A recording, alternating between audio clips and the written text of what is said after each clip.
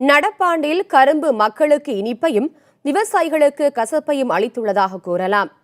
கரும்பு விலை வீழ்ச்சியால் விவசாயிகள் பாதிக்கப்பட்டுள்ளது குறித்து விரிவாக பார்க்கலாம்.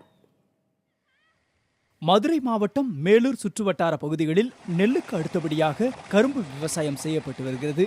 140 ஆண்டுகளுக்கு பிறகு ஏற்பட்ட அசாதாரண வறட்சியை தமிழகம் இந்த ஆண்டு சந்தித்துள்ளதால் கரும்பு சாகுபடியும் பாதிக்கப்பட்டுள்ளது.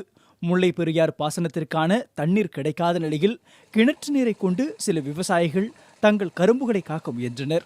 ஆனாலும் அதன் வளர்ச்சி குறைவு விவசாயிகளை வேதனைக்குள்ளாக்கி இருக்கிறது. நாங்கள் முந்தையெல்லாம் தண்ணி வரும், ஆற்றுல தண்ணி வரும், விளைச்சல் நல்லா இருக்கும். இந்த வருஷம் தண்ணியும் இல்லை, ஒன்றும் இல்லை. கரும்பே விலை இல்லை.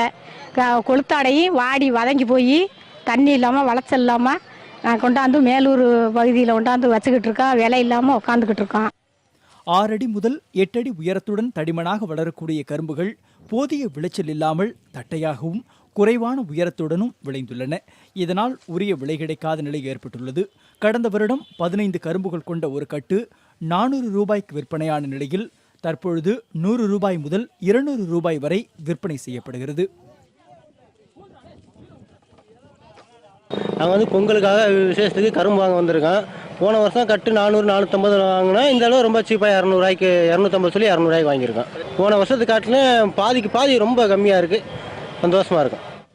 எனினும் கரும்பின் விலை குறைந்துள்ளதால் பொங்கலுக்கு அதை சுவைத்து மகிழும் மக்கள் மகிழ்ச்சி அடைந்துள்ளனர். 2 அல்லது 4 கரும்புகள் என்று வாங்க வருவோர் கூட தற்பொழுது 1 கட்டு 2 கட்டு என கரும்புகளை வாங்கி செல்லுகின்றனர். புதிய தலைமுறைக்காக மேலூரிலிருந்து முத்துராஜா.